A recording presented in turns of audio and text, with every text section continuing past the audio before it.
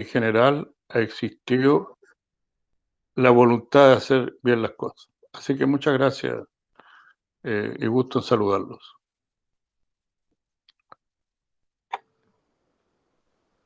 Bueno, la idea ahora es, de alguna manera, desenvolver la sinergia, la dialéctica, y en pretensión de poder complementar, a modo de comentarios, la lectura y el estudio del libro El sueño existe.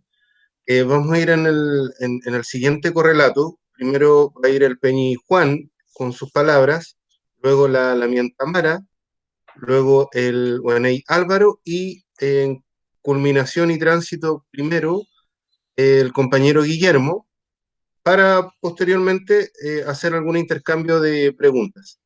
Peñi Juan, comentarios.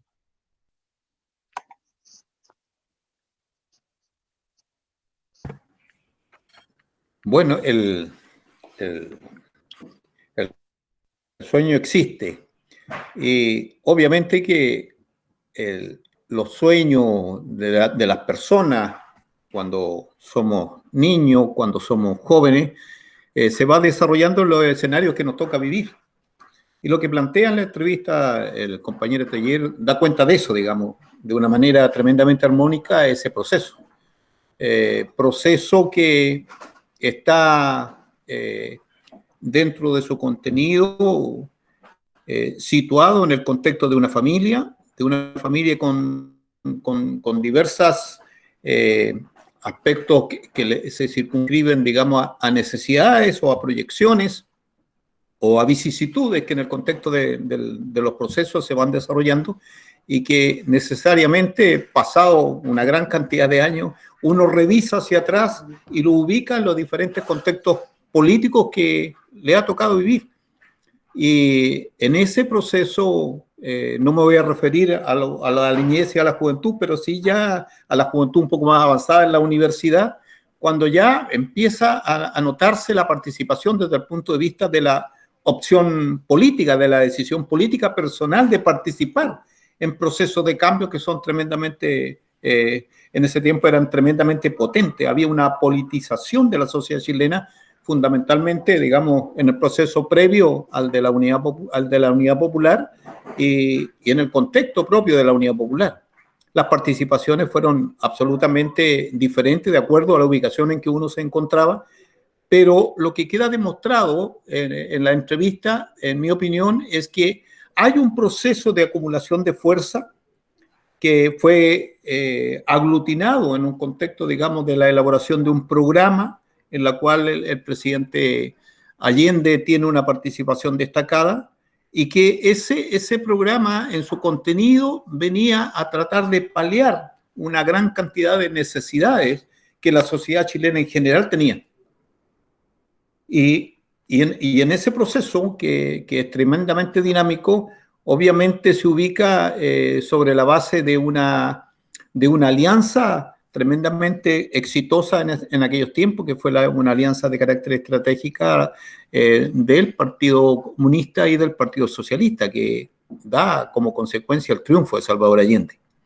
Ahora, previo a eso, desde el punto de vista de la narrativa en la entrevista, obviamente hay fuerza de la reacción interna y hay fuerza del imperialismo norteamericano que asusan, digamos, la posibilidad de impedir. El caso de Schneider es un caso el más demostrativo, digamos, impedir la asunción de Salvador Allende al gobierno de la Unidad Popular.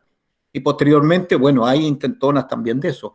Lo más importante, en mi opinión, que narra la entrevista, es los avances que desarrolla el pueblo chileno en torno al programa de la Unidad Popular, y esos avances se plasman en satisfacer necesidades que anteriormente no estaban satisfechas durante todos los años, desde el inicio del siglo XX hasta esa fecha.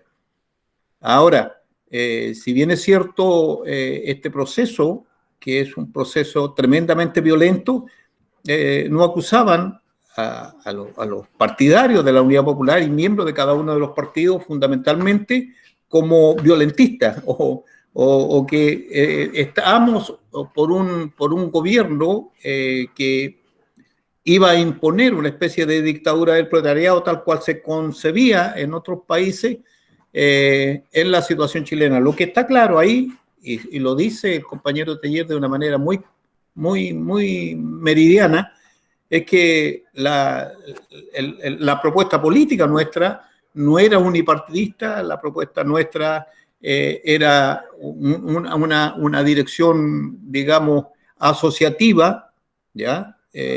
No se buscaba la dictadura del proletariado, que es una de las grandes acusaciones que se nos hace a los que somos miembros de la Unidad Popular de aquellos tiempos, y que el avance de esto obviamente ponía en peligro, como ejemplo, la estabilidad, comillas, que el imperialismo norteamericano veía hacia América Latina. O sea, la experiencia chilena, la vía pacífica al socialismo, obviamente que mostraba con claridad que existía otro camino que no había sido explorado y que podía tener éxito, a lo mejor con un avance un poco más lento, pero de mayor consolidación. Eso para mí es tremendamente importante, dado que esclarece una serie de interrogantes que se tienen sobre lo que fue la experiencia de la Unidad Popular. Una vez desarrollado el gobierno, obviamente que el imperialismo sigue en ese proceso, en un proceso inalterable. Hay que recordar ya que en la década del 60 ya estaba el golpe de Estado en Brasil al gobierno de João Goulart, y de ahí siguen una cantidad enorme de golpes de Estado hasta la década del 70. Colocando, digamos, en la balanza, en ese escenario de guerra este-oeste, la forma que iba a tener de resolver el conflicto por parte de los norteamericanos en alianza con la reacción interna. Me parece a mí tremendamente positivo, digamos, el desarrollo que se hace en la entrevista de estos aspectos. Ahora, también queda planteado, y me parece interesante, los diversos papeles que habían jugado y que se jugaron, digamos, en aquellos tiempos. El de los partidos políticos, sin lugar a dudas. Pero uno en particular que a mí me ha llamado siempre la atención, o sea, la lucha contra la dictadura, el que fue ejercido por las mujeres de los detenidos desaparecidos, por las mujeres de los detenidos ejecutados, por los que estaban encarcelados, por los que habían sido torturados. Me parece que es una manera magnífica, digamos, de colocar como mostración que la dictadura militar era absolutamente contraria a todos los elementos valóricos de los derechos humanos. ¿Ya? Eso es importantísimo, que creo que hay que destacar. Y la rearticulación con políticas, digamos, que el partido en lo concreto desarrolla a partir del mismo golpe del año 1973, de una política, pese a los golpes que se tuvieron, los golpes represivos, una política de enfrentarse a la dictadura, no obstante las condiciones desmejoradas que teníamos nosotros para enfrentar aquel escenario. Y eso habla bien del partido, eso habla bien de sus dirigentes, y eso habla bien del pueblo chileno, que no se dejó avasallar ni en los momentos de mayor represión que sufrimos en aquellos años. En esos aspectos, la entrevista me parece que es tremendamente esclarecedora. Yo dejaría hasta aquí para no latearlos más, para continuar con otras opiniones, y después tomaría, digamos, si el tiempo lo permite, hablar de los otros momentos de la lucha ya contra la dictadura y la salida mediatizada hacia los gobiernos de la concertación, la mantención del neoliberalismo y el perfeccionamiento de esto bajo estos gobiernos, y la situación actual a partir, digamos, de el despertar de octubre, le digo yo, ¿ya?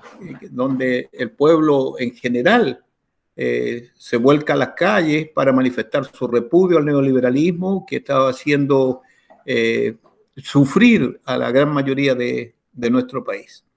Yo diría eso, Vicente, por el momento. Muchas gracias, Peña y Juan. Lamien, Tamara, por favor, sus comentarios, sus palabras. Ley, la mía. Bueno, yo quisiera sí hacer un comentario de la parte que también Juan Antonio quizás omitió respecto de la importancia de esta entrevista, de este retrato de la vida de un gran militante, desde distintas etapas de su vida en las cuales uno va reconociendo que en este camino y en este desarrollo de vivir en la ruralidad, de estar siempre en convivencia él lo menciona, ¿cierto? Con comunidades, el desarrollarse en el arte, en el teatro, y cómo también cómo él se desarrolla desde su infancia bajo un proyecto que tenían sus padres, ¿cierto? Este proyecto educativo integrador, que no solo era un lugar que sus papás no solo se preocupaban de un lugar donde se iba a estudiar, sino que era un proyecto educativo integral. Yo siento que eso sentó las bases de la formación de un cuadro, ¿cierto? Que también, donde se fomentaba también de una manera muy fuerte la reflexión. Y en ese sentido, yo creo que esa reflexión y ese debate en el que se vio a lo largo, ¿cierto? Y que se observa con esas preguntas bastante agudas que hace Álvaro en algún momento, preguntas bastante cerradas, él responde, ¿cierto? Con una precisión y con una claridad muy fuerte. Hay una opinión siempre respecto de la política internacional, de otros países, realidades históricas, por lo tanto siento que esa crianza también sentó las bases para desde pequeño también poder identificar, visualizar y ver en perspectiva este sueño, ¿cierto? De que ante esa diferencia tan grande que existía, ante esa desigualdad que existía, había que transformar esa realidad y que ese sueño lo acompaña desde siempre, de una manera latente, que fue, ¿cierto?, a lo largo del tiempo, formando o buscando, ¿cierto?, en esta búsqueda por las distintas etapas en las que uno pasa, un ideal, ¿cierto?, que fuera una herramienta para transformar la sociedad. Y en eso yo observo que este sueño se sostiene en dos grandes como estructuras. Lo primero, que siempre se mantiene una visión histórica, ¿cierto? Una visión histórica de ir en cada momento, al momento de responder ante cada pregunta o ante cada relato al que él es consultado, él se remonta a algún hecho y eso va haciendo respuesta, pero también no, ¿por qué cae en este sueño? Y es porque siempre está la segunda estructura que yo creo que es muy importante y es el sentido de lo colectivo. Que nada recaía en el individualismo o que nada se iba a hacer por sí solo en una persona, sino que el colectivo, esta unidad en la acción, ¿cierto? Que va mencionando en algún momento ya cuando hablamos, ¿cierto?, de la militancia, se hace carne, ¿cierto?, en que esta transformación, en buscar y realizar este sueño, en esta utopía, ¿cierto?, que ya lo mencionaron, los sueños son sueños, pero finalmente por ahí alguien decía que la utopía nos permite avanzar, y en ese camino es cuando se va haciendo este acercamiento cada vez quizás en términos ideológicos, se va conformando y se va estructurando.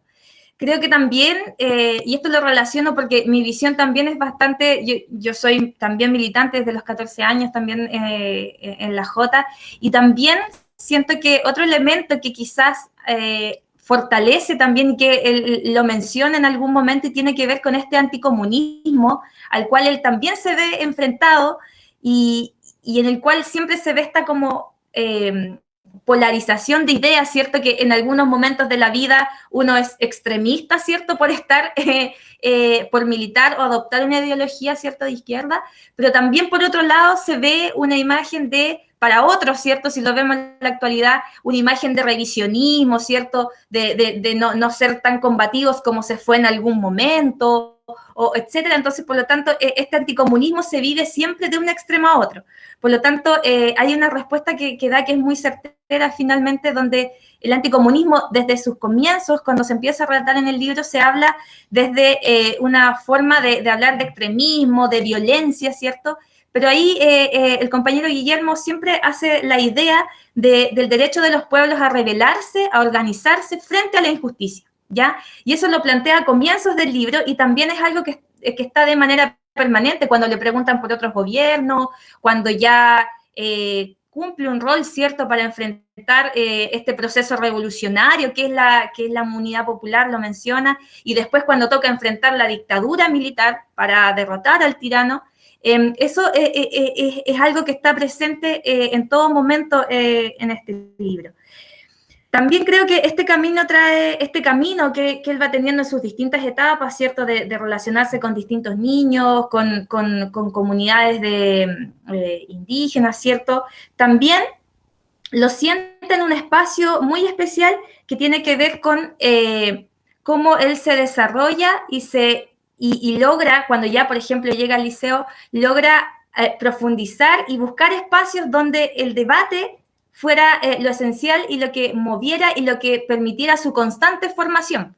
Y en eso hay una pregunta que es algo que nos toca siempre responder en la actualidad, que habla de que los comunistas son cerrados, ¿cierto? Que somos un cuadrado y que no hay espacio como a la discusión.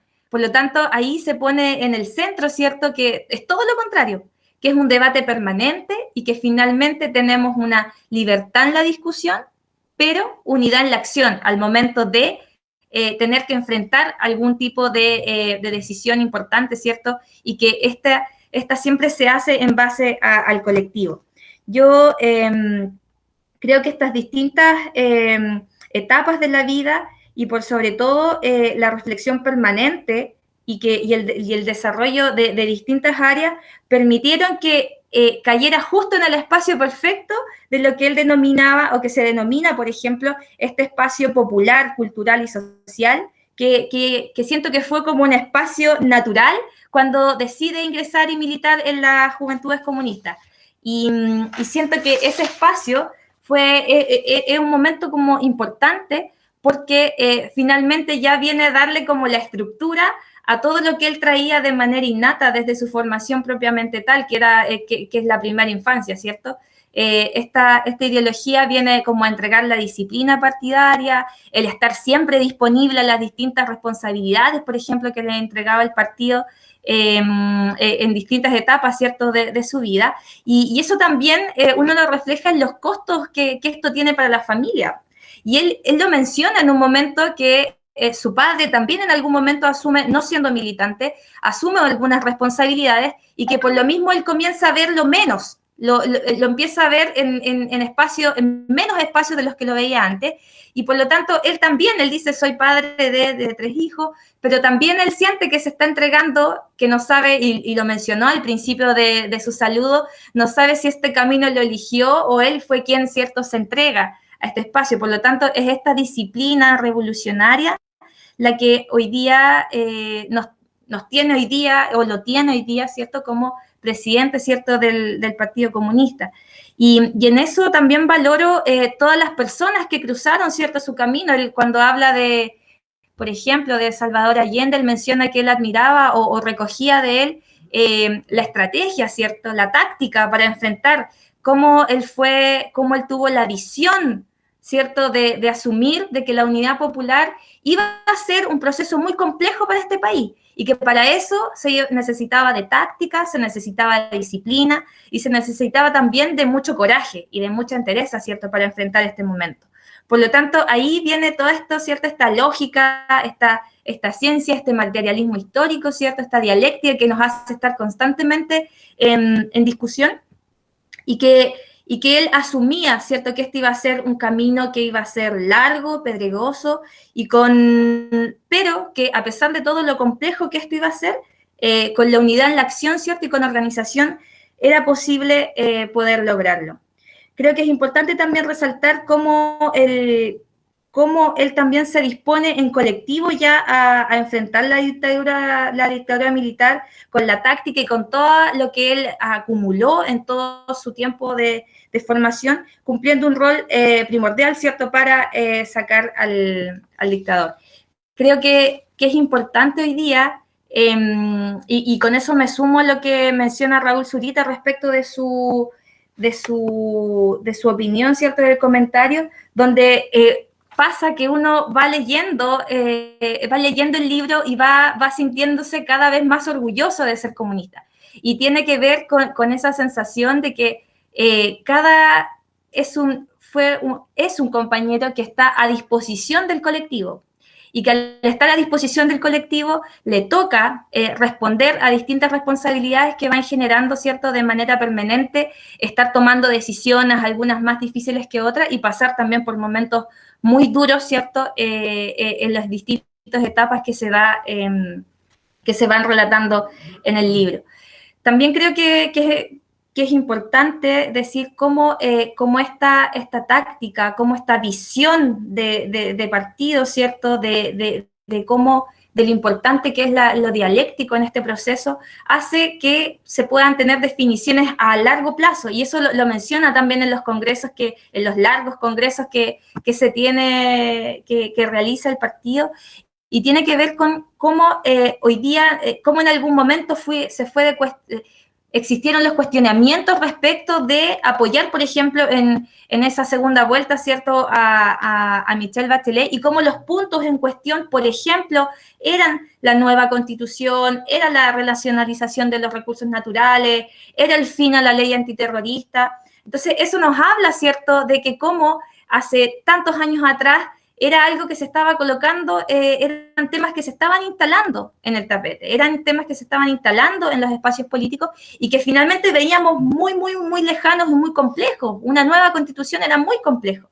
Sin embargo, hoy día eso podemos ver que es realidad, y que finalmente este proceso científico del cual se habla en este libro, de esta convicción profunda que moviliza al entrevistado en cada momento, ha ido que cada vez los límites de lo posible se hayan ido corriendo, ¿cierto? Que en el fondo el tirar la piedra pasada nos haya hecho como colectivo ir avanzando en distintos espacios respecto de las definiciones que se tomaban, y en los espacios que el entrevistado, ¿cierto?, va haciendo opinión en las distintas etapas también de su historia.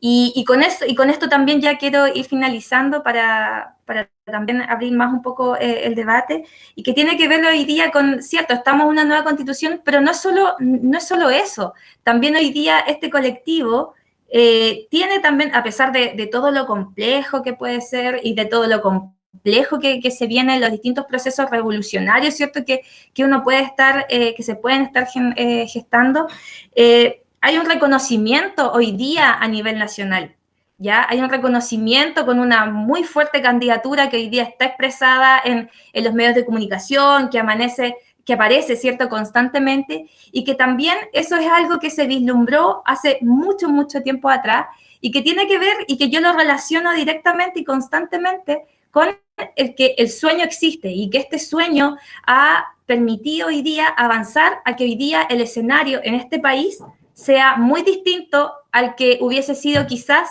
con otro partido comunista, con otros militantes quizás, y que hoy día también este retrato, ¿cierto?, esta entrevista realizada de manera, ¿cierto?, de manera en algunos momentos muy íntima, en otros momentos más política, ¿cierto?, más desde la historia, ¿cierto?, ha permitido hoy día también entregar elementos que caracterizan a otros militantes también, que muy bien el compañero Guillermo mencionaba, que hoy día, que cayeron en el camino y que hoy día no están, o que otros simplemente no han contado su historia o no han hecho, o no se han dado el trabajo de poder construir esto. Por lo tanto, siento que agradezco este libro, agradezco que hoy día sí sea un instrumento de educación para los y les jóvenes de este país, que permitan hoy día entender que la disciplina, ¿cierto?, que el estar en distintos contextos, que la práctica y que las distintas etapas de nuestra vida, y que pongamos atención en eso,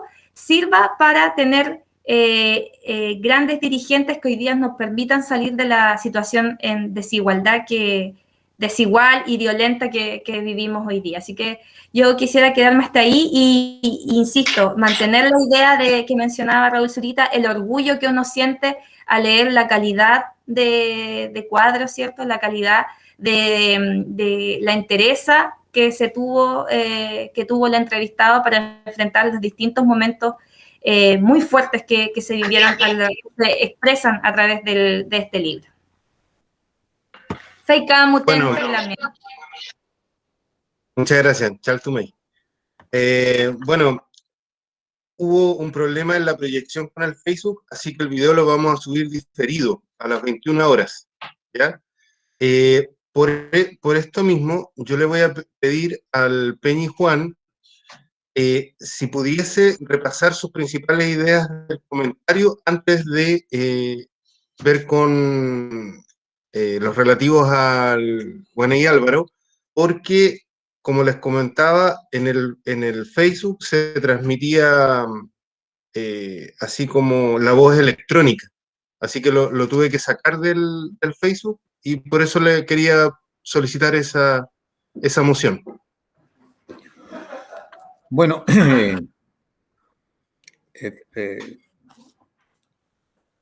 a mí me parece que el desarrollo del texto muestra de manera tremendamente armónica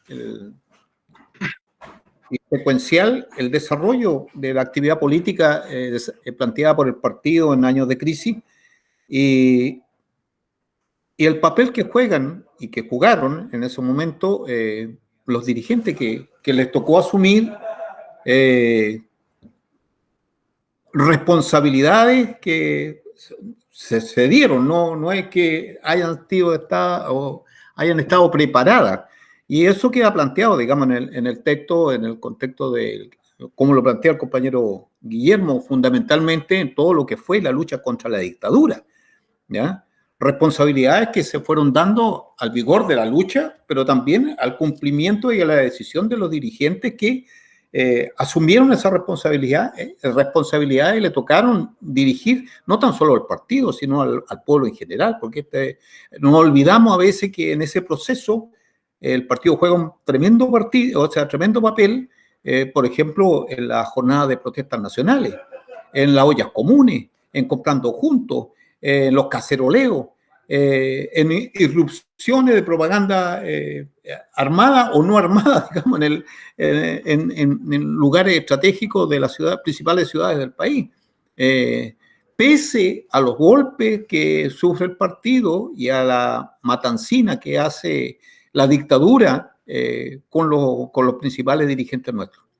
Y eso queda planteado ahí. Y en ese aspecto, a mí me ha tocado el honor de participar, digamos, de actividades políticas con el compañero Teller y es tremendamente impresionante, ya que de una actividad que tenía que ver de un enfrentamiento directo a la dictadura, ahora a dirigir el partido, manteniendo la idea de que el sueño existe, ya pese a veces a las crisis, porque también la hubieron en el contexto del partido, y pese a toda la animosidad que tiene a partir de la conformación o del traspaso de la dictadura a los gobiernos de la concertación, esto que decía Tamara, el anticomunismo que se mantiene hasta el día de hoy, digamos.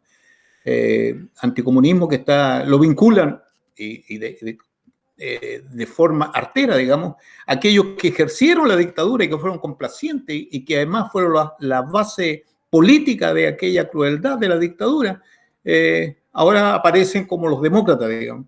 Y en ese contexto hay que tener equilibrio, un tremendo equilibrio para entender el nuevo escenario y tener participación ahí, ¿ya? Pensando en el sueño, pensando en que es posible en un escenario totalmente distinto al que era en el tiempo de la dictadura.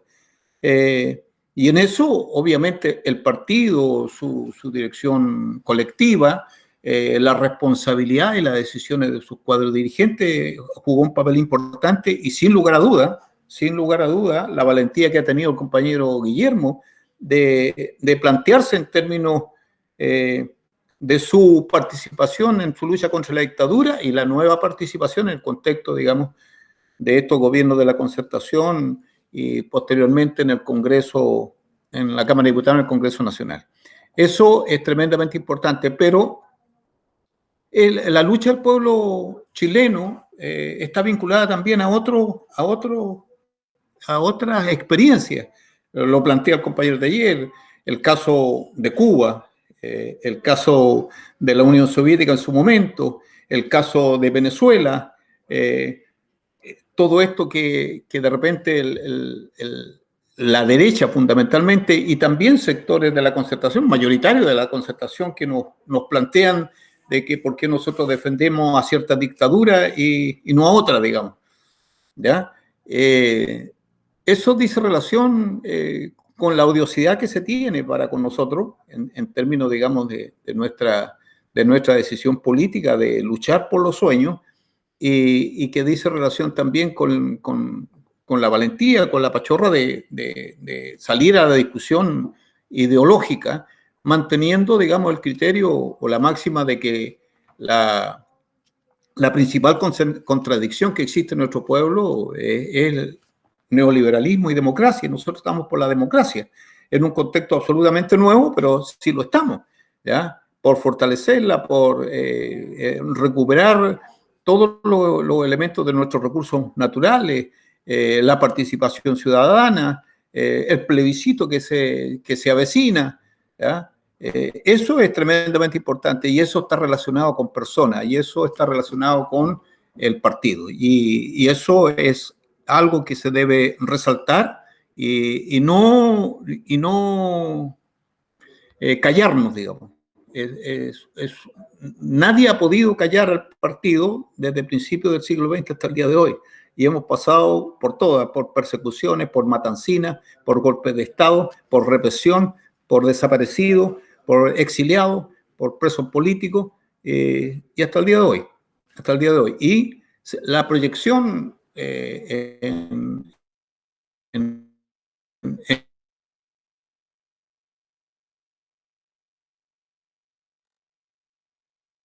esto, bien hay posibilidades también de eso, hay posibilidades de nuevas alianzas, hay nuevos actores, el partido juega un papel tremendamente importante en eso. Y por supuesto, quien dirige el partido, aunque sea de forma colectiva, es en este caso es su presidente, el compañero Guillermo Teller. Y eso hay que resaltarlo y hay que proyectarlo, no tan solo en el plano interno, sino en el plano externo, digamos, hacia la sociedad chilena en su conjunto y en el plano internacional. Yo diría eso, Vicente. Dale, tal tu Tamisungun Peñi.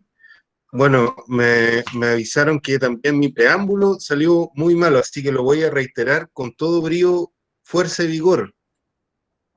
El asunto y la iniciativa de este conversatorio dice relación con una invitación original cuando la primera vez de presentación de este libro era que hay una niñez, hay una infancia, una niñez y una adolescencia del compañero Guillermo Teller vinculada a estos lares, a Pitrufquén, a Lautaro, a Victoria, y por supuesto que regado todo el Mulumapu está de los Teller, ¿no es cierto? Hombres de letras, mujeres de aula, en fondo una familia enraizada y empoderada en el territorio, y decíamos también, si aquellos que confeccionan el avatar de un pueblo son denominados en justa virtud de estadistas, por supuesto que el compañero Guillermo es un estadista. Dicho este reforzamiento del preámbulo, aunque ya a modo de tránsito, compañero Álvaro, por favor, sus comentarios.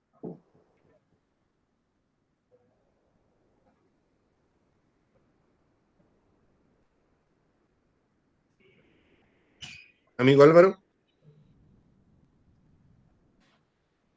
Parece que Perdón, no perdón. Ahí sí. Ahí está. Perfecto. Oye, no, mira, este tema, digamos, claro, de las grandes convicciones, a la cual se refería Guillermo, incluso él decía, a lo mejor el destino, digamos, me puso, digamos, ¿no es cierto?, en esa dimensión humana, el tema de las grandes convicciones. Entonces, yo haría la siguiente reflexión. Este tema, digamos, de la historia, y le agregaría, digamos, el tema de la conciencia, ¿no es cierto?, ya, de la historia. Porque aquí, digamos, hay un factor, digamos, muy, muy determinante, que es, ¿no es cierto?, la presencia del Partido Comunista en la historia de Chile, ¿ya? Y en consecuencia, digamos, la formación, ¿no es cierto?, ya las convicciones, las grandes convicciones de Guillermo Tellier se amalgaman, ¿no es cierto?, ya se enraizan, ¿no es cierto?, ya en ese mundo, digamos, ¿no es cierto?, político, que está, ¿no es cierto?, ya en desarrollo. Raúl Zurita en el prólogo, ¿no es cierto?, ya hablaba algo, digamos, que a mí me parece muy, muy atingente, digamos, en ese aspecto, digamos, de la historia, ¿no es cierto?, ya, y de la presencia de las convicciones en la historia. Cuando decía, digamos, Raúl decía, nos muestra al mismo tiempo que ser un comunista y serlo hoy, acá, en este mundo, en estas condiciones concretas, es practicar una militancia que es también una militancia en los sueños, ¿cierto? Sueños cuya exigencia de realidad es tan fuerte como la esperanza que esos sueños encarnan. Entonces, claro, ahí yo diría esta relación, ¿no es cierto?, ya entre los sueños, el partido, ¿no es cierto?, Partido Comunista, digamos, y esta esperanza que los sueños encarnan, que en el caso de Guillermo, ¿no es cierto?, ya va dando forma a un conjunto, digamos, de capítulos de su vida que son muy trascendentales, digamos, en lo personal para él y para el Partido Comunista, ¿ya? Y en ese aspecto, digamos, uno básicamente, ¿no es cierto?, ya puede apuntar a los índices, a las temáticas principales del libro, y uno puede, ¿no es cierto?, extraer de ellas de que esta relación, ¿no es cierto?, ya entre la historia, las convicciones que hay en la historia, traducida en el Partido Comunista, ¿no es cierto?, ¿ya? Y en la esperanza, ¿no es cierto?, de los sueños, ¿ya?, que existen ahí, están ahí, ¿no es cierto?, ya ensambladas. Hay un periodo, ¿no es cierto?, ya que aquí lo titulamos, ¿no es cierto?, Ideario y Vocación, que es, ¿no es cierto?, los gérmenes de Guillermo, el movimiento estudiantil en las juventudes comunistas.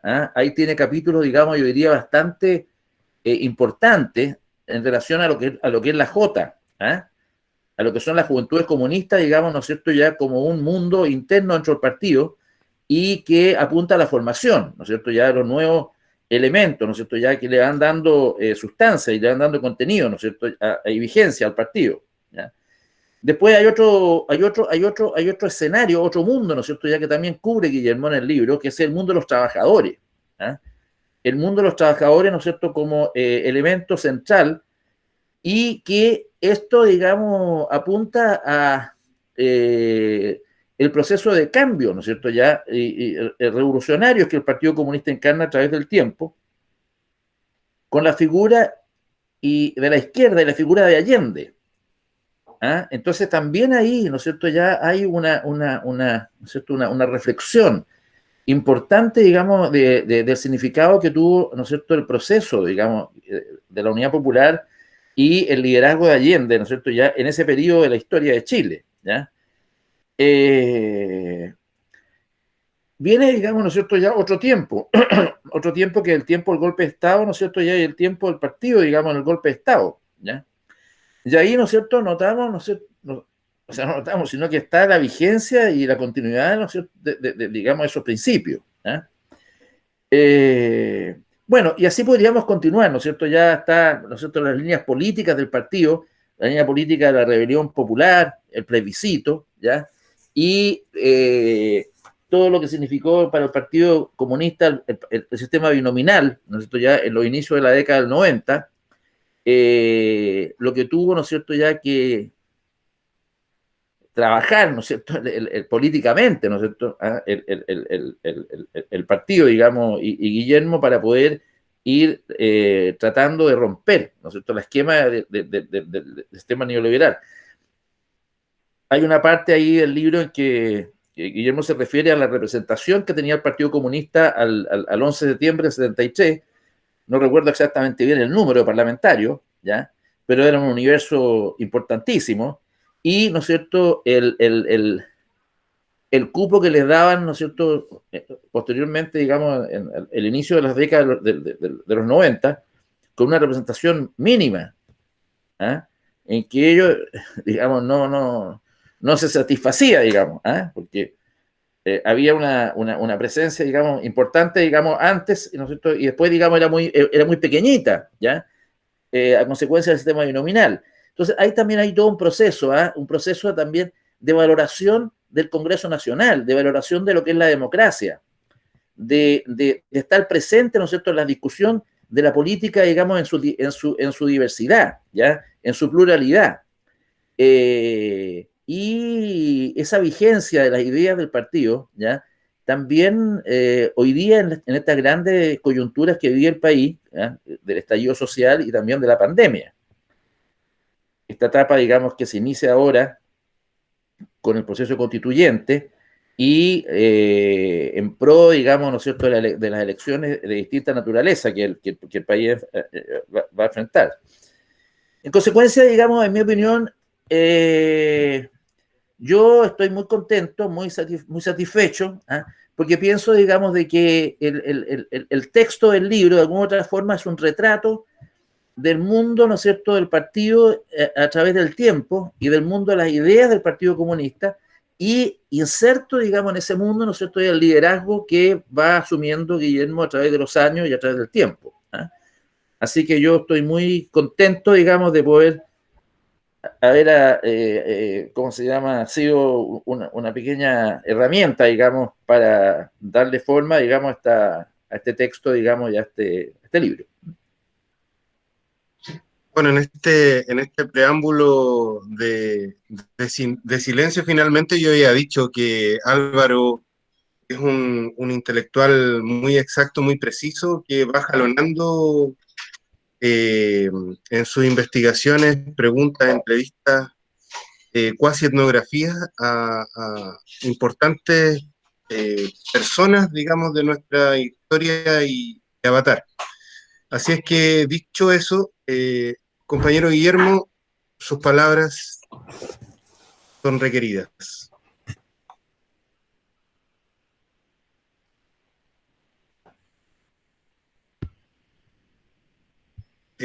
Compañero, está muteado. Micrófono, el micrófono.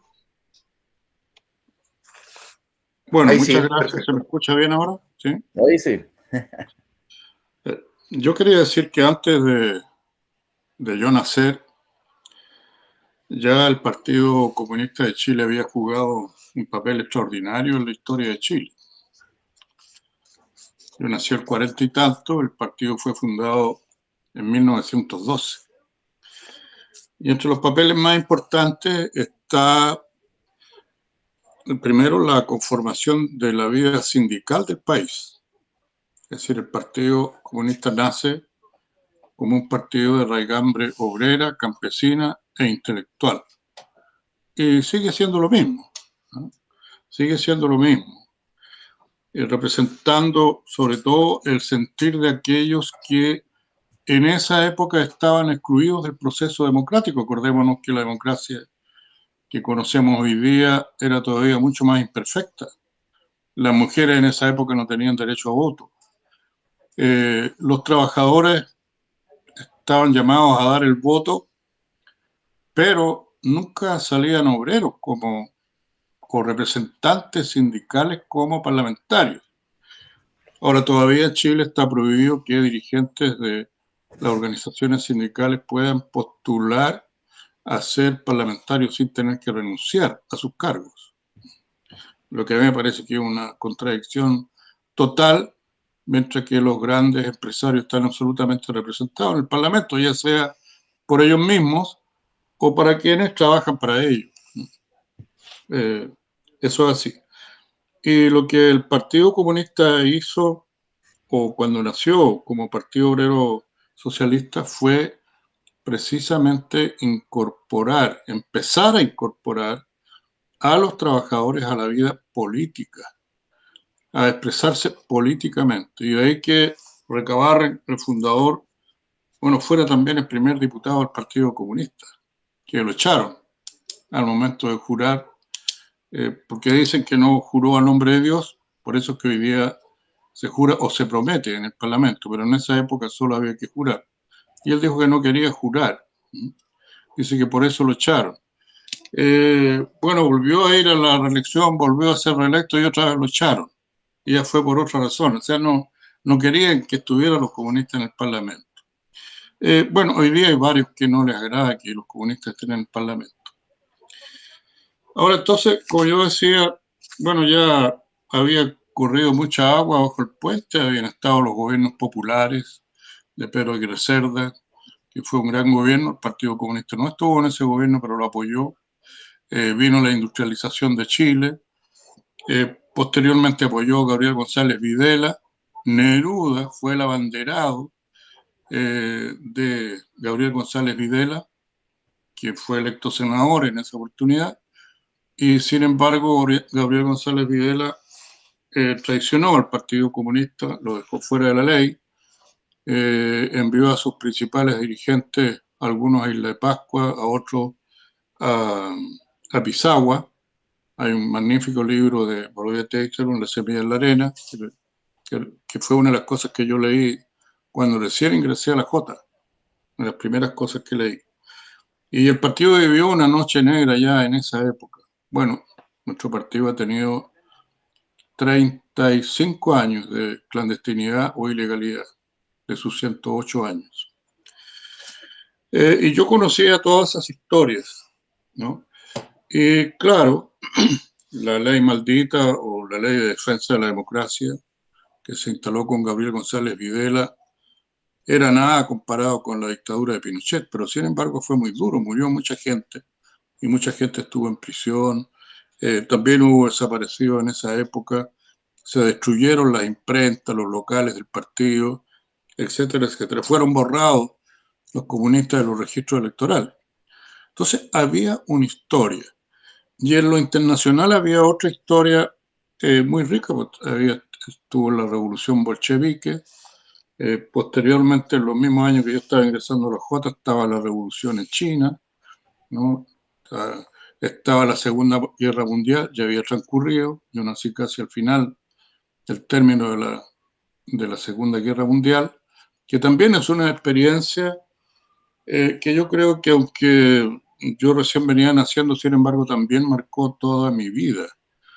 Y he pensado siempre que, aunque a veces es necesario emplear la violencia, la vida enseña eso, la verdad es que la guerra es una barbaridad, es un acto totalmente inhumano.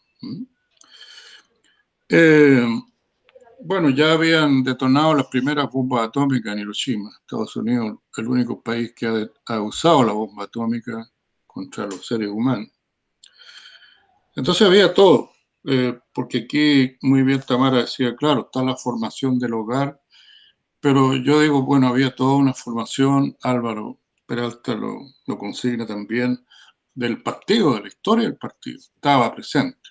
Entonces, no era extraño de que yo abrazara las ideas del comunismo, como se dice, y del marxismo-leninismo, porque yo me sentía interpretado por la lucha, sobre todo de nuestro partido, los obreros, los campesinos, la lucha en la zona donde vivía del pueblo mapuche, de las mujeres en muy difíciles condiciones, Recordémonos que en esa época todavía estaba el latifundio, imperaba el latifundio. Y los campesinos chilenos que trabajaban en los latifundios eran casi siervos. Y todo eso, bueno, la explotación de los trabajadores también era muy grande. Por eso es que la mirada yo diría, mi primera mirada como joven, era una mirada hacia la posibilidad de un gobierno popular en Chile, que encarnaba a Salvador Allende y que encarnaba esa alianza que se llamó primero Frente de Acción Popular y después Unidad Popular. Porque era el cambio, era el cambio del feudalismo, era la nacionalización de nuestras riquezas básicas, era el establecer la dignidad para todos los sectores. Acordémonos que Allende incluso en algún momento hizo posible que los trabajadores de las empresas, algunas las dirigieran o tuvieran cargos directivos, o incluso trabajadores que llegaron a la moneda como ministros y otros como parlamentarios.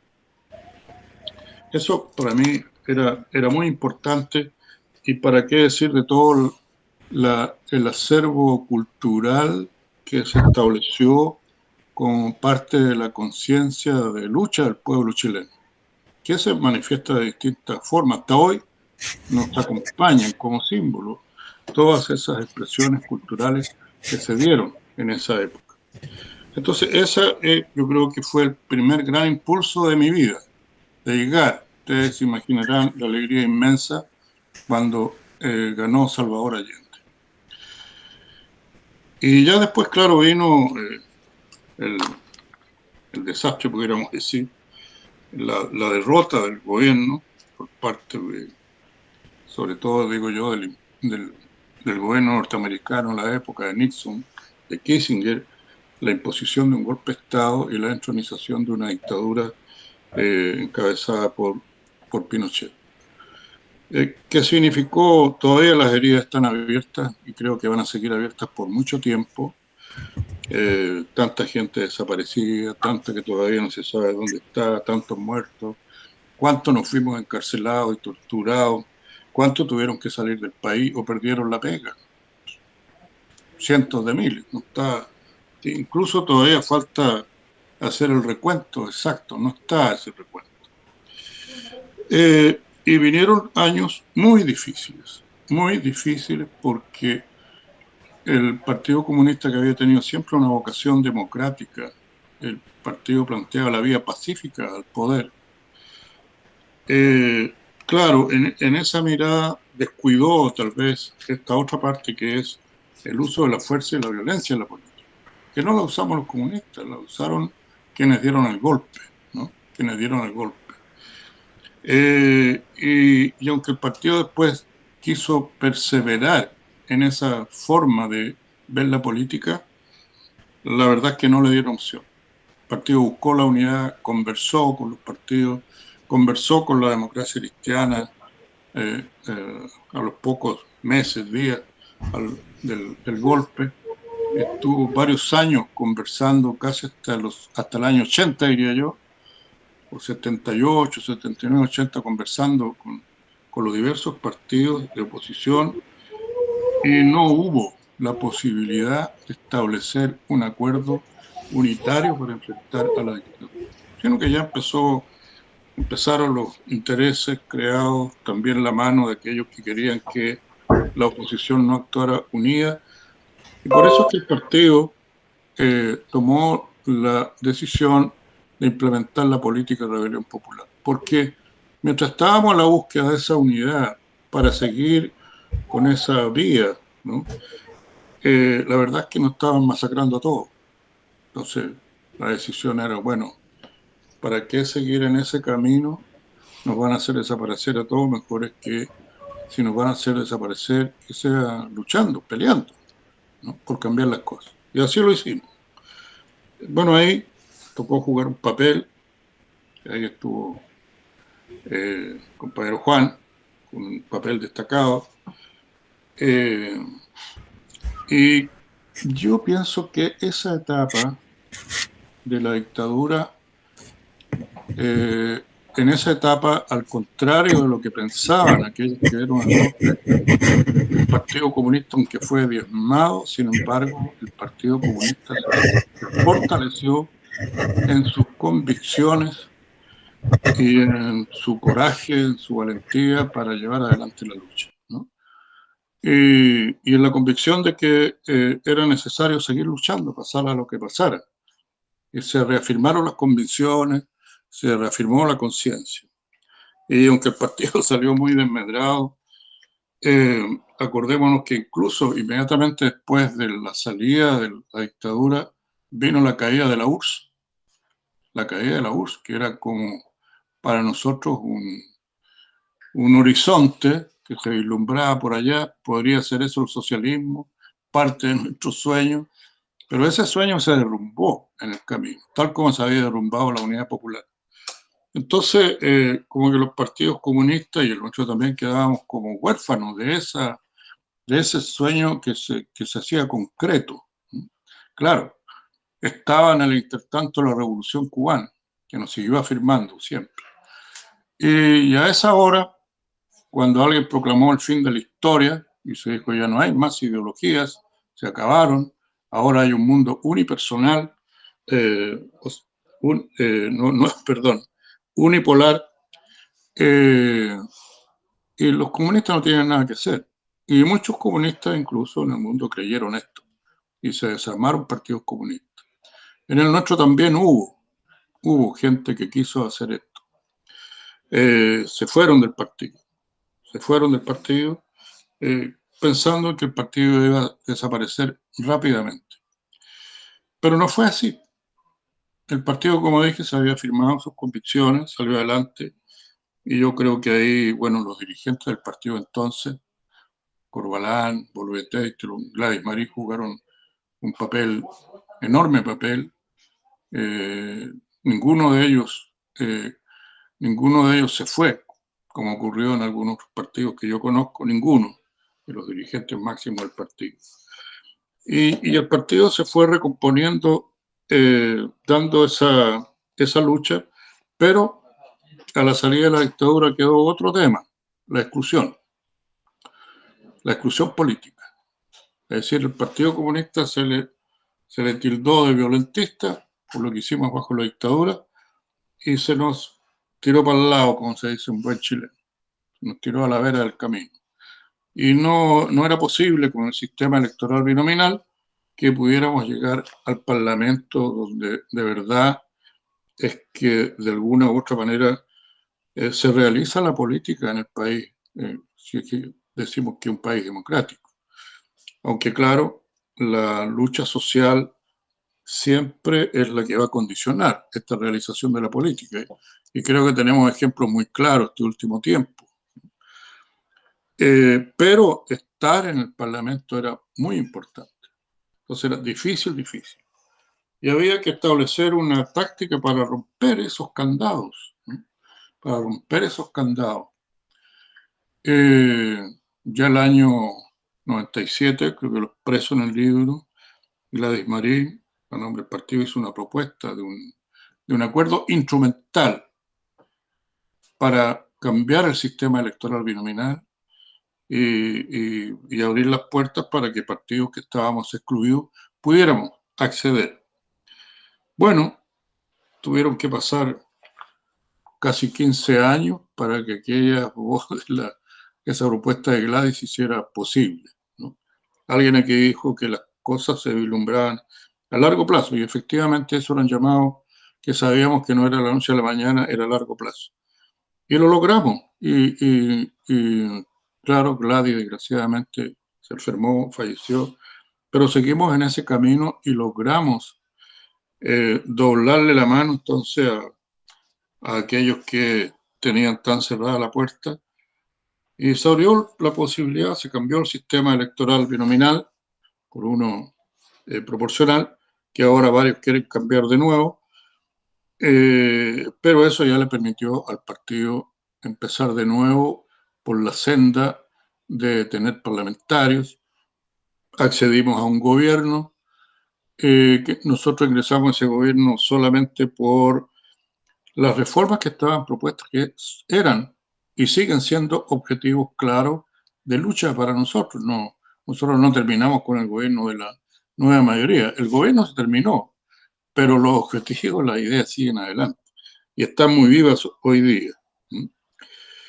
Bueno, entonces yo creo que lo que se conjuga en el libro, además de las vicisitudes propias, personales, es toda esta lucha, es toda la lucha que se dio, esta de raigambre obrera, que digo yo, que empezó la pampa salitrera en el norte, pero que se extendió rápidamente al país,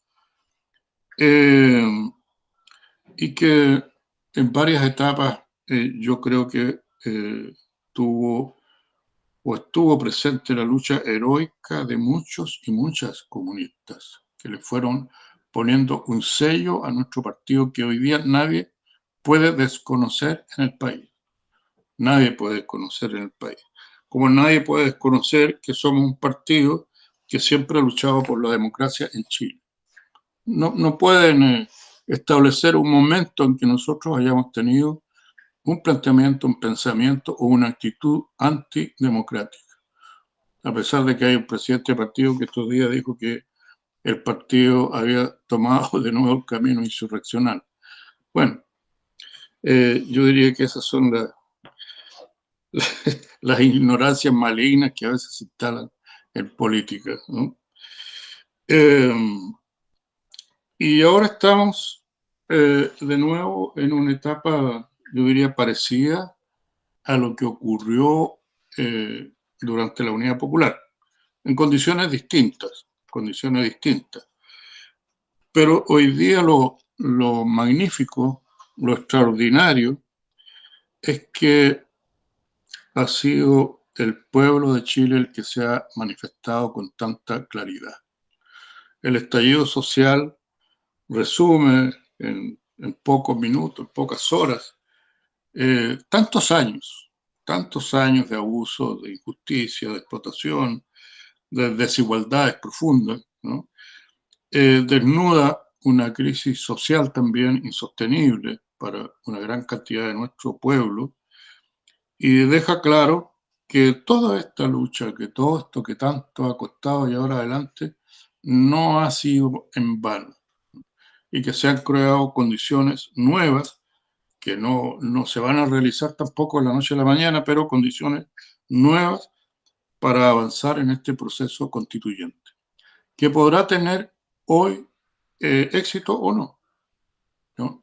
Podrá tener éxito o no. Las fuerzas que se oponen a una nueva constitución son poderosas y están trabajando con mucho ahínco por evitar que se plasme este objetivo del pueblo de Chile. Pero creo que lo que nos dijo el plebiscito es un mensaje claro a la sociedad y a aquellos que no quieren nueva constitución. O que de alguna manera a lo mejor van a decir, sí, queremos nueva constitución, pero lo van a decir formalmente, una nueva constitución en la forma, pero no en el fondo. Y van a tratar de mantener todo lo que tiene la actual constitución. Y en esa lucha estamos hoy día. En esa lucha estamos. Es una lucha a fondo, compleja, difícil. Y a mí me da la impresión que nuestro partido ha tomado muy bien el camino de la lucha hoy día. Ha sabido interpretar el sentir popular y además que ha sabido estar en la lucha codo a codo donde corresponde, como toda la sociedad. No nos diferenciamos nosotros de esa sociedad. Y sabemos qué va a hacer esa sociedad, el mundo social. La mayor parte de ellos no tienen partido, los que van a ser los protagonistas de esta historia. Y nuestro partido, a la par de ellos, también tiene que ser protagonista y nos jugamos por ello, pero protagonista en la contribución para que las cosas se den como lo está exigiendo el pueblo. Bueno, entonces yo quiero terminar diciendo, compañero, amigo, Álvaro, el gran autor de este libro, el gran entrevistador, como se ha dicho, que dio la posibilidad de manifestarse a través del libro. Me alegro mucho que se haya lanzado o se haya relanzado este libro. No sé si decir la Araucanía, porque los que pusieron ese nombre fueron los españoles. Pero en esa zona donde vive y donde debiera establecer todos sus derechos el pueblo mapuche, tener finalmente todo el reconocimiento constitucional que se merece y que esperamos que en esta ocasión con el proceso constituyente lo tenga, ¿no? Pero me alegro mucho que haya ocurrido allí, porque, bueno, los recuerdos de la infancia también son recuerdos agradables, ¿no?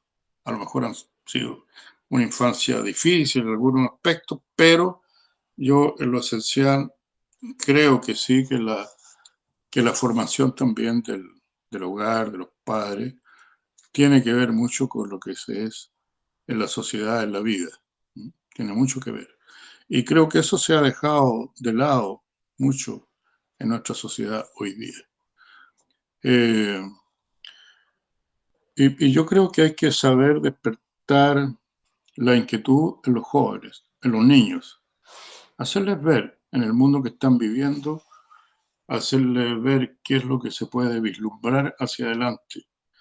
Yo pienso siempre en una cosa medio anecdótica. Delante estábamos escuchando música en el celular que estaba conectada de manera inalámbrica a un parlante y que tenía todo tipo de música y que remotamente se controlaba. Yo me acuerdo que en mi infancia, ¿cuál era la música que escuchábamos en esa zona? La victrola, con la cuerda. Y los bailes eran amenizados con una victrola, con los discos esos.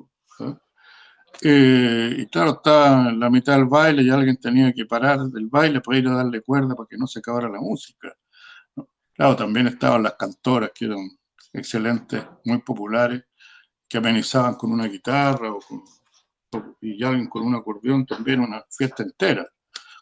Pero, ¿cómo ha cambiado el mundo? Si uno se imagina cuánto... Yo, en esa época, yo leía a Julio Verne, por ejemplo, me encantaba, o leía novelas de ciencia ficción. Pero el alcance de la imaginación en esa época tenía que ser muy largo para alcanzar a vislumbrar cosas que hoy día ya están hechas y vislumbrar hoy día todavía es mucho más complejo, mucho más difícil, porque ya mucho de eso que parecía ciencia ficción ya está hecho, ¿eh? Pero incluso en medio de esta modernidad, de estos avances espectaculares, de la cuarta revolución industrial, de toda esta automatización, los problemas del ser humano siguen siendo más o menos lo mismo, problemas existenciales, problemas en el trabajo sigue siendo lo mismo. Por ejemplo, se dice que los comunistas somos contrarios a la modernización en el trabajo, a la robotización. No somos contrarios, todo al revés. Pero lo que nos interesa es que eso no signifique de que los trabajadores van a seguir siendo explotados, porque si hay máquinas que hacen el trabajo, bueno, entonces tendrán que tener mejores facilidades, más tiempo para la educación, para la recreación, para estar en familia, etcétera. Tendrá que ir cambiando la sociedad en un sentido positivo, pero no instalar de nuevo toda esta modernidad para dejar a miles, millones, que ya se calcula en 50 millones la primera oleada de cesantes, en pocos años más, que van a quedar sin trabajo por estas razones, además de la pandemia hoy día que tiene en Chile a millones y en el mundo también como a 300 millones de personas sin trabajo. Pero no, yo me refiero a la modernización en tiempos normales que ya va a significar ser un problema porque los derechos de esos trabajadores sí que no se modernizan, ¿no? No se modernizan a tono con estos avances que podrían ser un alivio para la vida de las personas y una mejora para las condiciones de vida, para la creación, para la vida familiar, etcétera, etcétera. Bueno, yo me quedo hasta aquí. Les agradezco a los que han hablado sus palabras. Creo que ha estado muy bien enfocado el análisis. También, bueno, me hace pensar que bueno que me convenció Álvaro Peralta de hacer esta entrevista. Así que por eso estoy agradecido. Muchas gracias. Bueno, lo agradecemos, somos nosotros por acá, por nuestro sur. Me alcanzaron a llegar, además de varios reclamos por lo de diferido del conversatorio, dos preguntas, y yo tenía algunas preguntas preparadas para los comentaristas y, por supuesto, varias felicitaciones, harto interés en ver el diferido más ratito que lo vamos a repartir. Bueno, lo que voy a hacer es plantearles las preguntas, de esa manera se maceran y se exponen en un correlato. ¿Cuáles son las preguntas que alcanzaron a llegar? Una de Copiapó, que básicamente apuntaba sobre la presencia territorial. me imagino que es en una cierta vocación descentralista. Obviamente el Partido Comunista no es un partido santiaguinista, ¿no? Pero entendí la pregunta que referían a eso, digamos, cómo el Partido Comunista, y me imagino que en efecto la izquierda en general, tiene presencia en los territorios y tiene presencia en las provincias, en las regiones. Eh, a modo de la descentralización sustantiva, yo entendí en ánimo esa pregunta. La otra pregunta que se hizo fue desde Venezuela, en que preguntaban al compañero Guillermo por fórmulas o módulos de unidad sudamericana. Una pregunta unitarista sudamericana. Esas son las preguntas que llegaron, básicamente para el compañero Guillermo, y yo tenía preparado algunas preguntas para los comentaristas. Para la mía, Tamara, bueno, tú, Tamara, de alguna manera eres identificada o asimilada o aparejada con una línea de comunistas del siglo XXI. La Camila, la Carol, tú, de alguna manera, dan cuenta de esa onda, ¿no? De comunistas del siglo XXI. ¿Cómo tú viste reflejada en la historia viva que era expresada en el libro El sueño existe en base a las entrevistas a Guillermo Tellier? Esa es la pregunta para ti, Tamara. Respecto al Peñi Juan, yo quería consultarle por una conceptuación que estuvimos criticando en el sentido del discernimiento, que es el centralismo democrático. ¿Usted, Peñi, ve que el centralismo democrático es aplicable, como es dicho y mencionado en el transcurso del libro, en la política? ¿O nosotros, digo nosotros, porque el Peñi Juan y yo nos hemos desempeñado más en el mundo de la economía, el mundo de la asociatividad económica, o lo ve el centralismo democrático más aparejado a la cuestión del desarrollo económico estricto, a la generación de empresas, etcétera? ¿Cómo usted ve esa tensión? Finalmente al compañero y amigo Álvaro, queríamos preguntarle qué lo motiva a usted en desentrañar, digamos, en las personalidades de la política, las consultas y las categorías que usted va hilvanando en ese ámbito. Digo la interrogante porque uno podría pensar, bueno, ¿por qué no buscar quizás sujetos en el barrio, sujetos en el campo, sujetos en lo que es la base social? Eh, ¿Por qué? Y sin embargo, aparentemente conservador es revisar la textura de los de arriba, digamos, de la élites política, no lo es. O sea, sus libros son básicamente refrescantes, son preguntas bastante incisivas que logran desentrañar una médula que siempre va a ser muy relevante, que el mundo de la política. O sea, de alguna manera usted ofrece una suerte de revisión o revisionismo en el buen sentido del concepto de la entrevista política. Entonces, queríamos preguntarle cómo usted logra elegir el entrevistado. ¿Les parece si comenzamos con el amigo Álvaro? Luego vamos con Tamara, con el Peñi Juan y finalizamos con las preguntas para el compañero Guillermo. El silencio otorga. Compañero Álvaro, por favor. Ahí estamos. Mira, la democracia, digamos, es plural.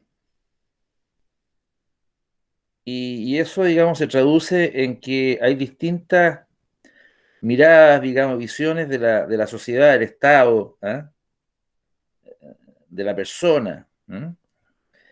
Y yo tengo una mirada que hay en la historia de Chile, organizaciones políticas que tienen una mirada, digamos, no transparente, ¿ya?, en materia de privilegios, y que la retórica, las palabras, muchas veces, digamos, esconden, ¿no es cierto?, ya una situación de privilegio, ¿ya?, que se ha ido, ¿no es cierto?, manteniendo a través del tiempo, a través de la historia. Por otro lado, hay organizaciones políticas, digamos, que buscan, digamos, ¿no es cierto?, cambiar la sociedad, cambiar esa estructura de privilegio. Ahora, en ambas organizaciones políticas, en ambos mundos políticos, ¿ya?, hay líderes políticos, ¿ah? Hay personas que tienen la conducción de esos procesos.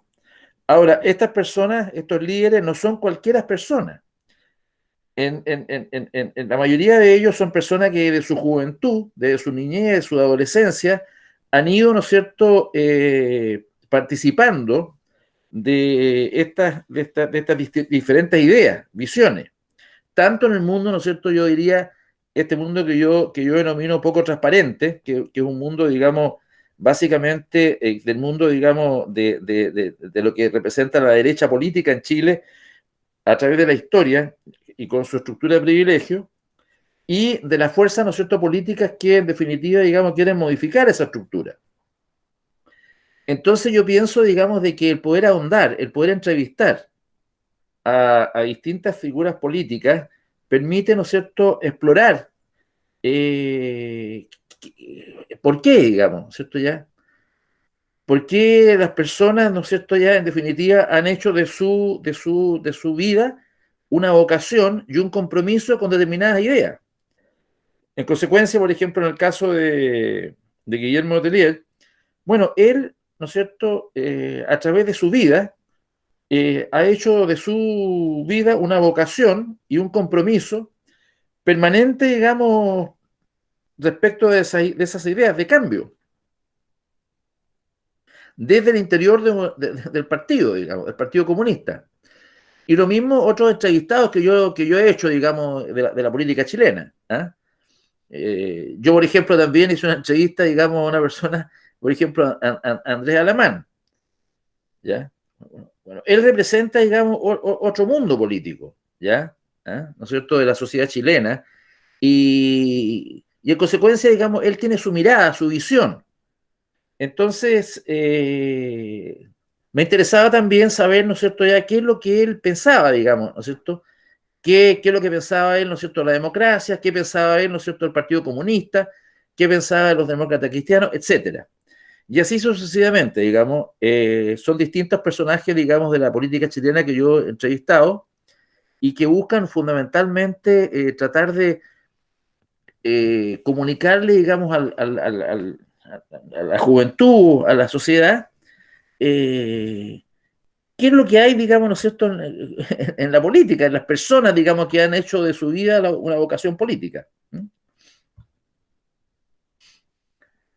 Y para terminar, digamos, porque si ustedes, digamos, estarán de acuerdo conmigo, la cultura, digamos, política chilena, digamos, ¿no es cierto?, la reflexión política en Chile es bastante, se ha empobrecido mucho. Entonces, qué mejor, ¿no es cierto?, que a través de determinadas figuras la gente pueda, ¿no es cierto?, ahondar en distintas visiones, en distintas miradas, digamos, de la política chilena. Muchas gracias. Muchas gracias, amigo Álvaro, por tus palabras siempre muy precisas. Elemento Tamara, por favor. Ya. Con respecto a este tema generacional, me da la impresión que prender tu ¿Perdón? Quería pedir que prendieras tu cámara. Muchas gracias. ¿Mi cámara está encendida? Sí, ahora sí, sí. Ah, perdón.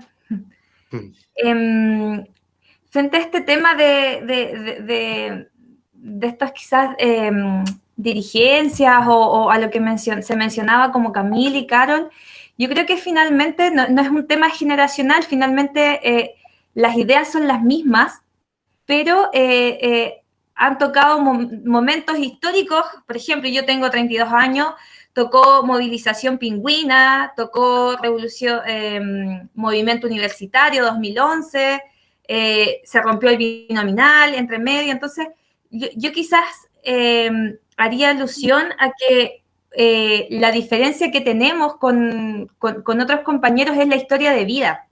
Por lo menos mi generación no vivió la dictadura. Somos hijos, finalmente, nuestros padres enfrentaron en ese momento, por lo tanto hay una diferencia respecto de este miedo al no haber vivido la dictadura. Somos una generación quizás sin miedo, somos una generación que quizás se atreve más y que no carga quizás con eso en la espalda, de pensar que corremos los peligros quizás que se corrieron en un momento de la historia. Pero también nos hemos visto enfrentados en pleno siglo XXI a momentos muy duros también. O sea, el estallido social fue terrible. Hemos visto acciones que también son criminales. Hoy día, en pleno siglo XXI, se asesinan a mapuches en sus comunidades. Hace 2 días atrás asesinan a una mujer en Panguipulli.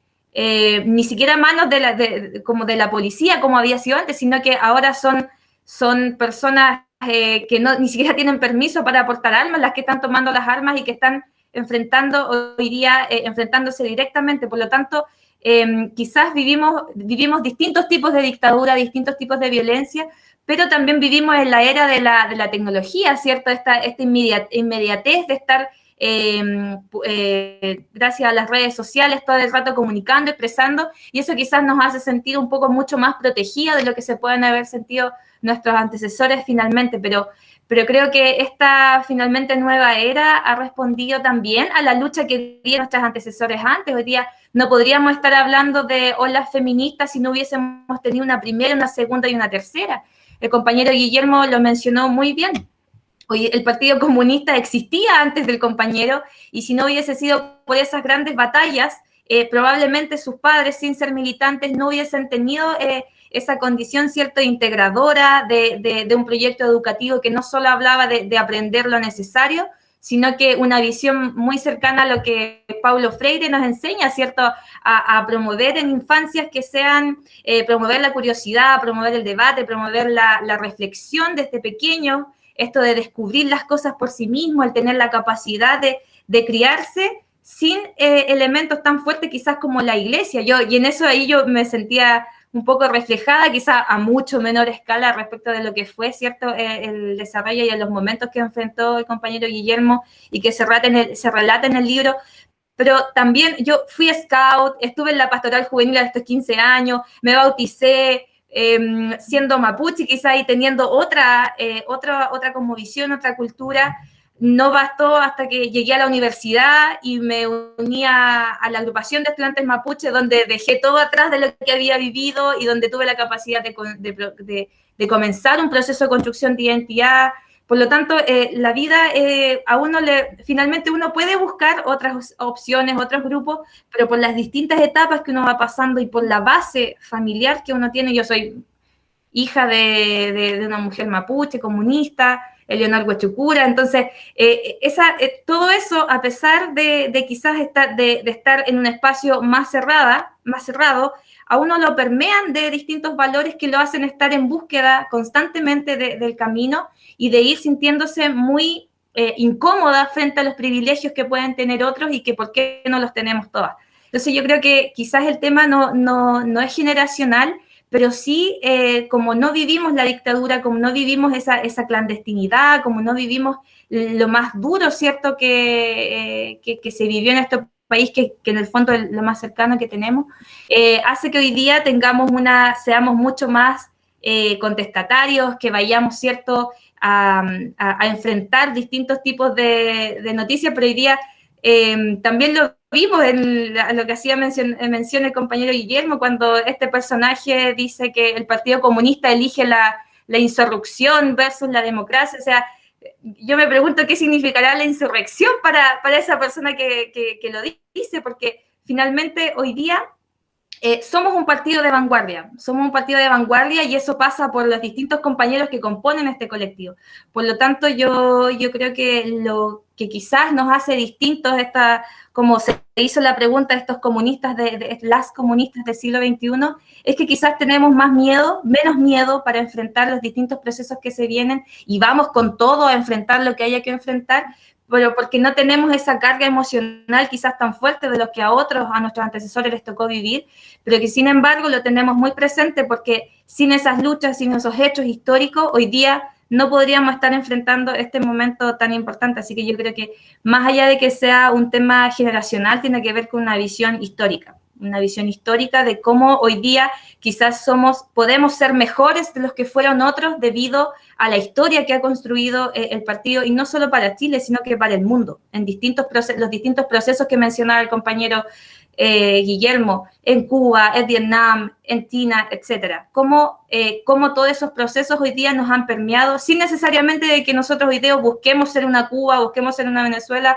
o cualquiera de esos ejemplos, sino que hoy día el proceso de construcción que tiene Chile y que tienen los pueblos oprimidos se hace en base a una liberación, ¿cierto?, de esta explotación bajo la que estamos. Entonces, yo creo que eso es un principio esencial. Hoy día la fortuna que tiene el ser marxista-leninista nos ha permitido, ¿cierto?, poder ir adaptándonos, ¿cierto?, a la realidad y poder ir siempre generando este debate que nos permite ir avanzando. Hoy día, bien lo decía el compañero, antes en el 1912 las mujeres no podían, en 1914 las mujeres no tenían derecho a voto, ¿ya? Pero aún así se mantienen algunas prácticas que son muy arcaicas y que es necesario ir a la derrota de eso. Así que yo creo que esa es la única diferencia que podría existir y que es la historia que esta generación tuvimos otra historia, pero que finalmente eso va de la mano y se sienta en la base de lo que distintos cuadros hicieron en el pasado. Así que yo creo que eso es lo que marca finalmente una diferencia y que es la alegre rebeldía que también genera el pasar por la escuela de la Jota. Yo creo que eso es muy importante. Yo fui parte de la Jota y finalmente la formación hoy día es lo más importante al momento de ir a la disputa de distintos espacios. Hoy día, para un militante de la Jota, y en eso también lo veo reflejado en el libro, la mayoría hemos sido candidatos, por lo menos yo la primera vez que enfrenté una candidatura fue a los 19 años, hoy día tengo 32 y ya he sido candidata a concejala, candidata a diputada, y con sus altos y bajos y con sacrificios de por medio, pero finalmente uno está a disposición de asumir las responsabilidades que el colectivo asume, de manera que podamos ir avanzando en las distintas transformaciones que hoy día nos ponemos como colectivo de partido, pero también como pueblo de Chile, que es finalmente la herramienta que elegimos distintos, desde siendo de un pueblo originario, siendo trabajadores, estando bajo cualquier tipo de explotación. Hoy día quienes decidimos libremente militar, somos conscientes de que estamos utilizando un instrumento para poder transformar la sociedad. Así que yo creo que esa es como la diferencia más grande que pudiera existir. Chaltulamiento, Misungun, muy claramente respondido. Y Juan, por favor, pregunta que mencioné antes. Bueno, las preguntas que tú me haces, más que tener yo respuestas, son elementos, digamos, de análisis que están en el presente actual, digamos, en el actual escenario. Una de las normas centrales que ha hecho fuerte al partido desde su creación hasta ahora es el centralismo democrático, como norma leninista de funcionamiento.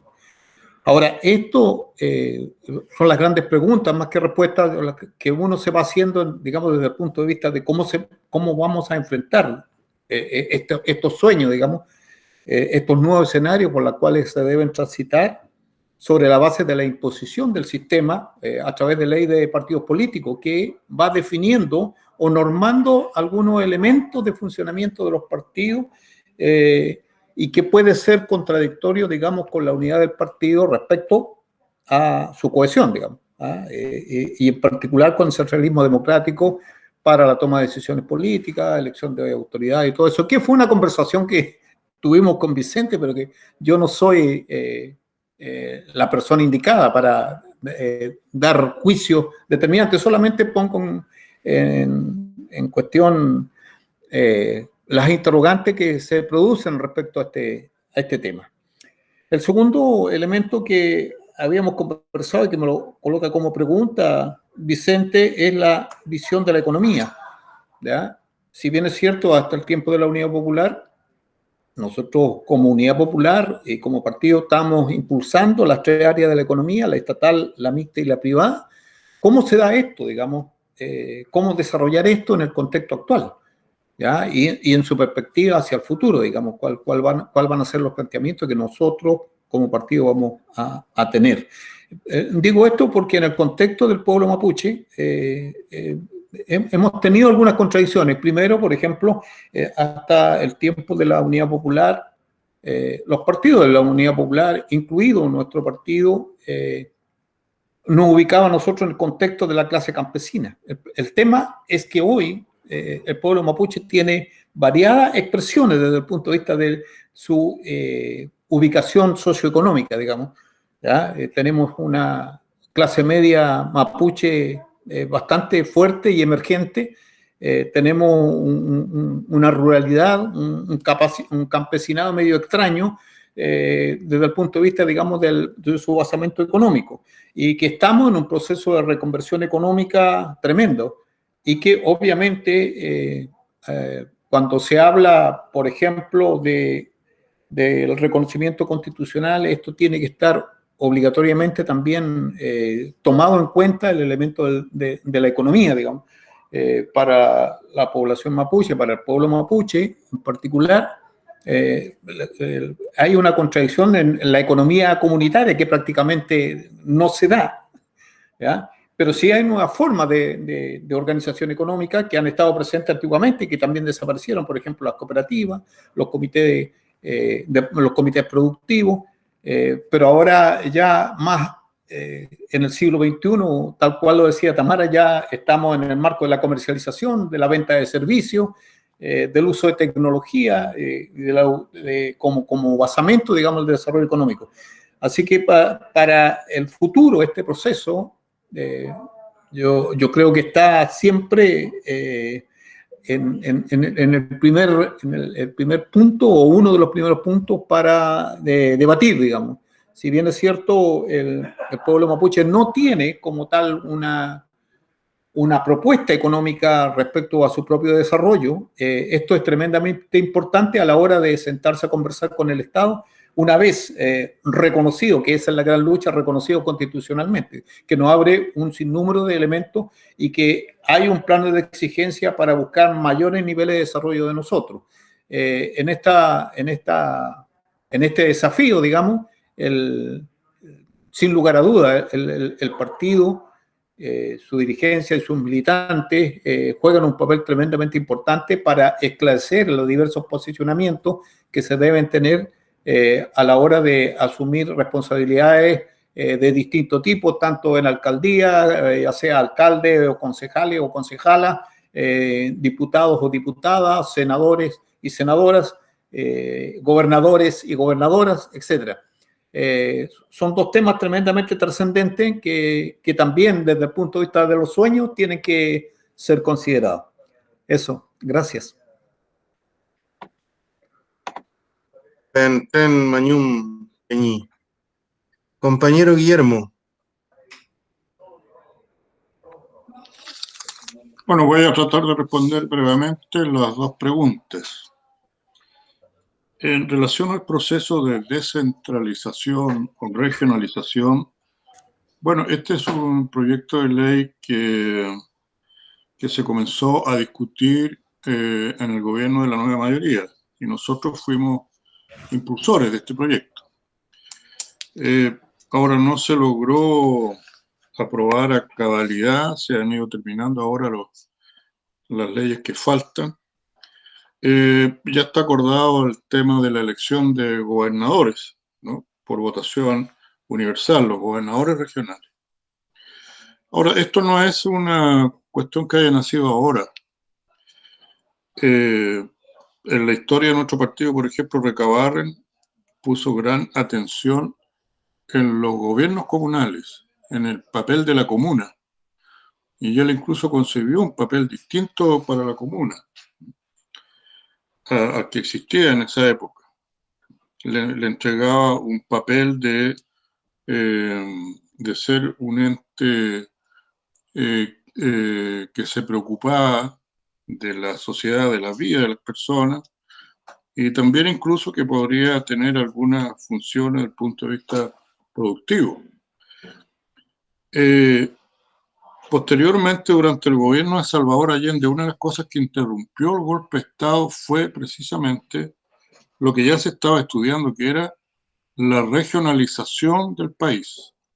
Y en ese momento se pensaba entregarle mucho más personalidad, por así decir, a las regiones en aquella época, que eran, bueno, eran las provincias, las regiones, el nombre de regiones vino después, pero en esa época se estaba hablando de una cierta autonomía regional y se estaba haciendo todo un estudio a través de la Corfo y en todo el país se estaba estudiando con la participación de organizaciones sociales, de partidos políticos. Por eso, desde luego, fue truncado por el golpe de Estado. Y en la actualidad nosotros creemos en que debe haber mayor autonomía de las regiones, que tiene que existir un financiamiento propio, forma de financiamiento propio, que tiene que los gobiernos regionales tienen que ser ejercidos por no solo el gobernador regional, sino que también por un cuerpo democrático que podrían ser los actuales CORE, transformados en pequeños organismos legislativos regionales. No estamos hablando de un país federativo, ¿no? Por si acaso, sino que de un país donde las regiones alcanzan cierta autonomía y se descentralizan mucho de las funciones del Estado y las asume entonces un cuerpo de gobierno regional. Eso respecto de la... y yo quiero decir que en cuanto al papel de la comuna, que es muy interesante, que nosotros la concebimos como gobiernos regionales, hay un ejemplo de buen gobierno comunal.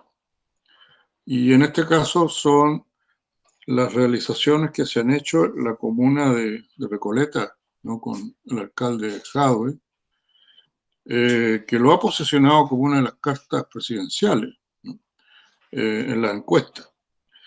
Pero ¿por qué se ha posicionado así? Porque le ha dado vida a ese gobierno comunal y la preocupación fundamental, como lo decía Recabarren en su época, es entregarle un servicio claro a la comunidad.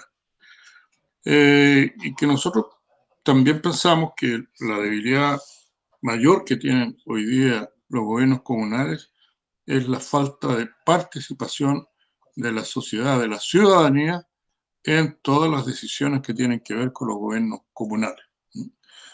Por eso, para adelante, asociado a esta ley de descentralización, tiene que haber una ley también, una reforma respecto al sistema municipal de nuestro país. Eso respecto a la regionalización. Y respecto a lo que entiendo la pregunta se refiere a la integración latinoamericana, es decir, cómo los países latinoamericanos nos unimos, actuamos unidos para posibilitar el intercambio, el desarrollo en mejores condiciones y sobre todo para enfrentar a aquellos que consideran a nuestro continente como el patio trasero, que es el gobierno de los Estados Unidos. Que bueno, que aquí se hablaba de los golpes de Estado de los años 60, los 70, y bueno, han seguido sucediendo ese golpe de Estado y la influencia de Estados Unidos muy grande.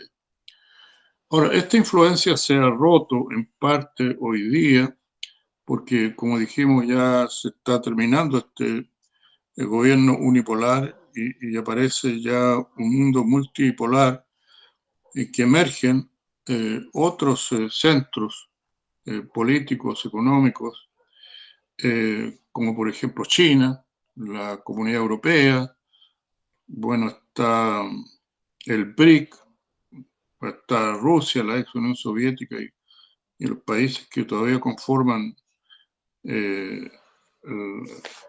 la comunidad integrada de naciones o de países. Y en América Latina se dio un paso muy grande a la integración latinoamericana cuando se creó UNASUR y también cuando se creó la CELAC.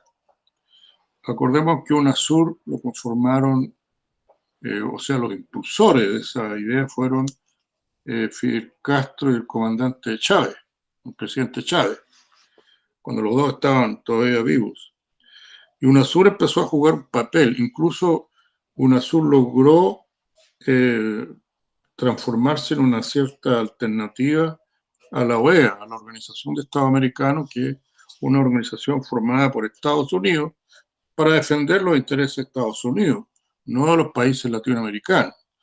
Y que la OEA interviene, o es la mano que tiene Estados Unidos para intervenir en los diversos países. Acordémonos nomás hace poquito lo que hizo en Bolivia, ¿no?, que posibilitó el golpe de Estado en Bolivia, y lo que ha estado haciendo, realizando respecto a Venezuela.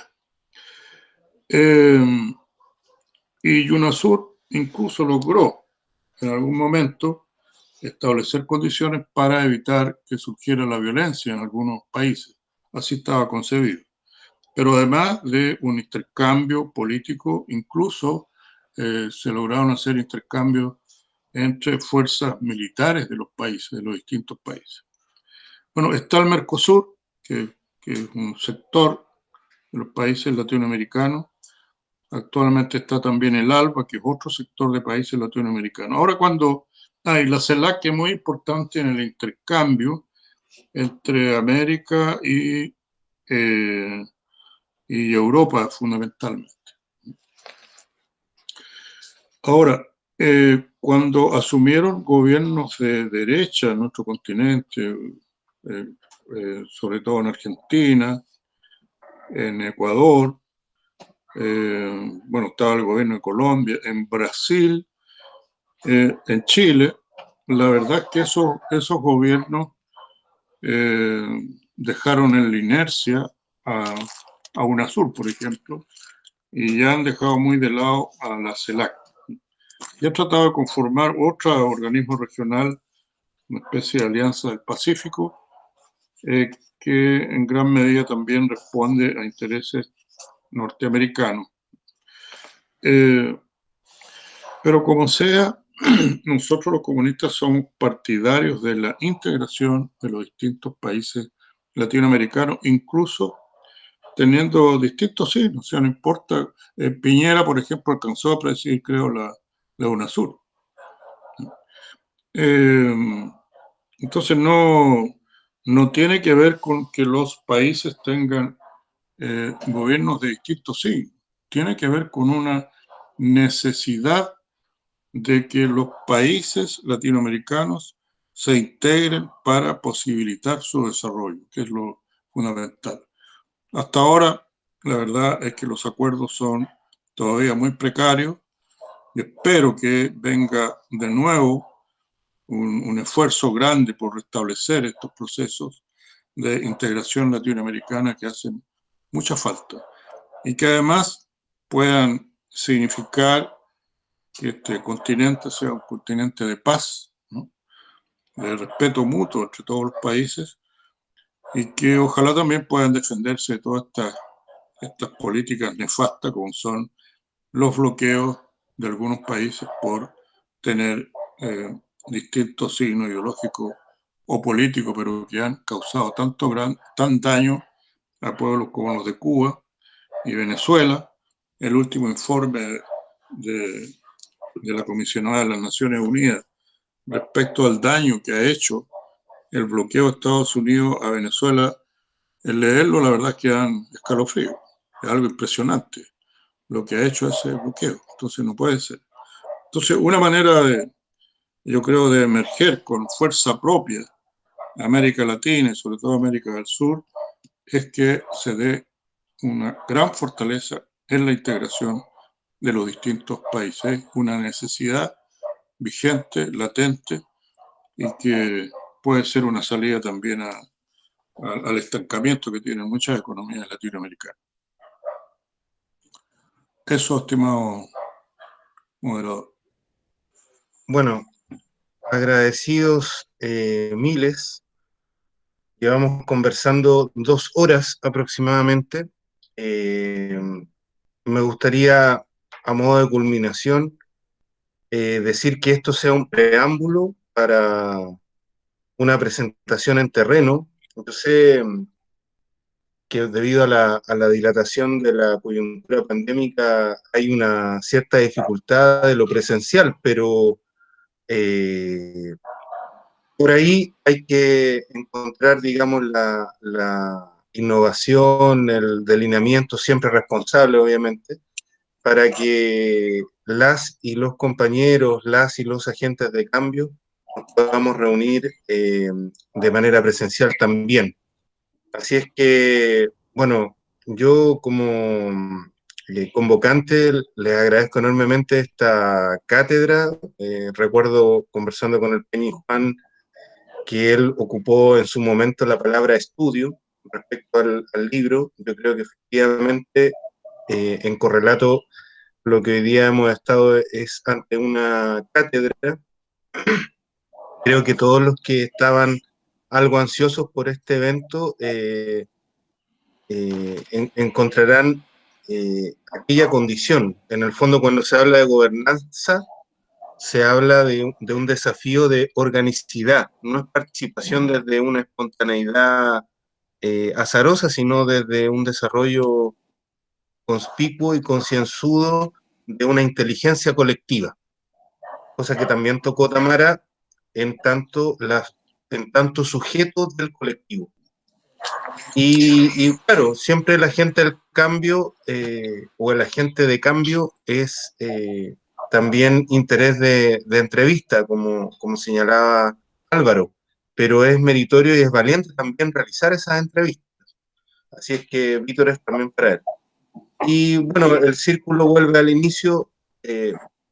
Estamos pendientes en la visita de terreno a nuestro sur de Guillermo, el compañero Guillermo, y un abrazo telemático.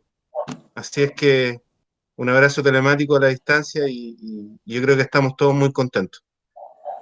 Por mi parte, Frente Mañún, Peucayel, Peumayén, Utopía, el sueño existe. Compañeras, compañeros. Muy bien. ¿Tú? ¿Feliz? Bueno, muchas gracias. Pues. Muchas gracias. Hasta la próxima. Estaremos de repente por allá en carne y hueso. Feliz Maitati. Así estamos. Muy Lo bien. esperamos, compañero. Así es, lo esperamos. Y Álvaro también. Sería bueno una visita. Feliz. Muy buena la visita. Ya me puse la primera dosis de la vacuna, me falta la segunda y quedamos listos. Ah, ya, perfecto. Listo. Ya no me acompaño. Peucayal.